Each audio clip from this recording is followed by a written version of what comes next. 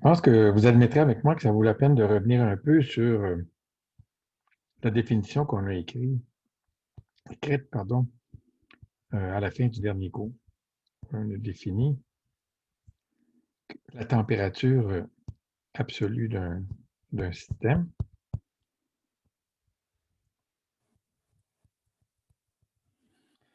de cette façon-là.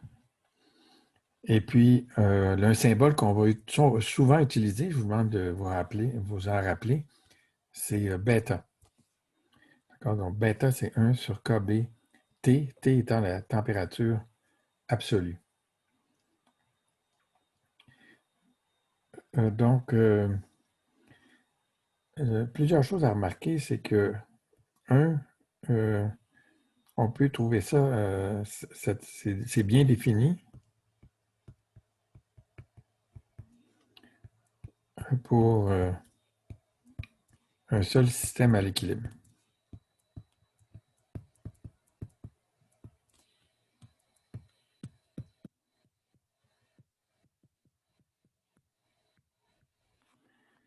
Et puis, deux, on est à l'équilibre, c'est-à-dire qu'on maximise la probabilité lorsque 1 sur KBT est égal à 1 sur KBT', ou une autre façon de le dire, c'est que bêta égale bêta prime. Bon, tout ça c'est bien beau, mais on n'a pas encore dit comment est-ce qu'on mesure la température, mais ça, on va revenir là-dessus au prochain chapitre. C'est pas quelque chose de trivial. Mais vous voyez que si on regarde l'équation d log oméga de E dE, donc l'équation complètement en haut de la page, à droite, on a des quantités mécaniques. Vous vous souvenez qu'oméga dépend de plein d'autres variables, mais on les garde constantes. Donc, le nombre d'états microscopiques accessibles ou cohérents avec un état macroscopique d'énergie E de mon système. Donc, en un certain sens, tout ce qui est à droite, ça se calcule avec de la mécanique, mais on voit que c'est relié à la température parce que c'est ça qui est égal à l'équilibre. Donc, il y a plusieurs remarques qu'on pourrait faire. Donc, si on essaie si on se souvient, pardon, que donc, log oméga de E, c'est proportionnel au nombre de degrés de liberté, et puis que donc d log oméga de E dE, ça va être proportionnel à 1 sur l'énergie fois le nombre de degrés de liberté, F.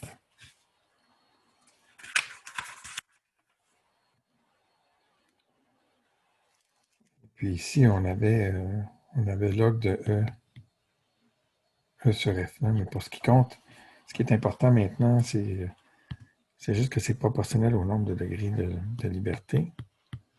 Puis c'est pour ça que la dérivée est proportionnelle à F sur E. Et puis ça, c'est ce qu'on appelle la température. Donc, ça correspond bien à notre notion intuitive, c'est-à-dire que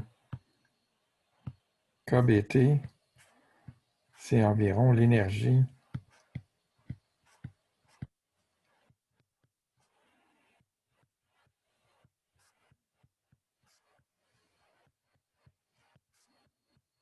par degré de liberté.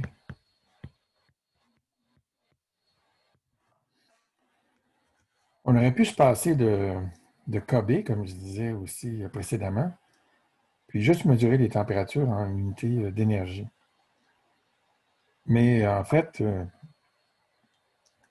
pas recommandé pour plusieurs raisons. Une d'entre elles, c'est que la température, c'est vraiment une notion statistique, une propriété émergente pour les systèmes de plusieurs particules.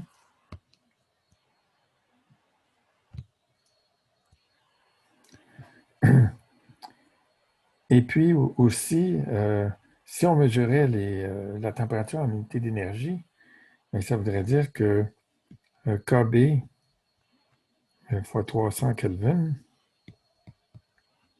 ça serait égal à 4,1419 par 10 moins 21 joules.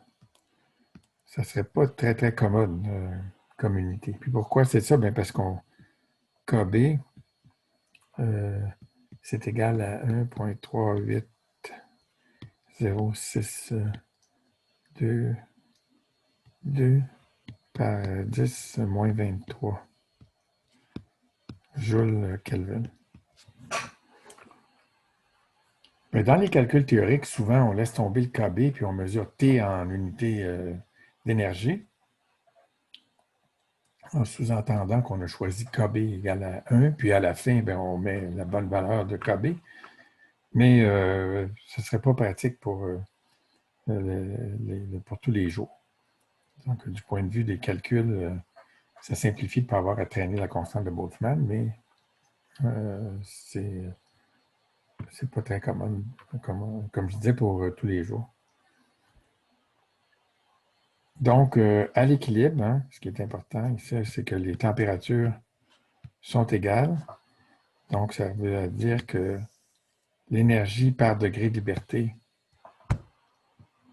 est égale. Dans les deux systèmes, les énergies par degré de liberté sont égales. C'est un peu ce qu'on a supposé aussi quand on a utilisé notre postulat d'indépendance statistique. On avait un système, puis on supposait que dans n'importe quel sous-système, l'énergie par degré de liberté était la même. Voilà.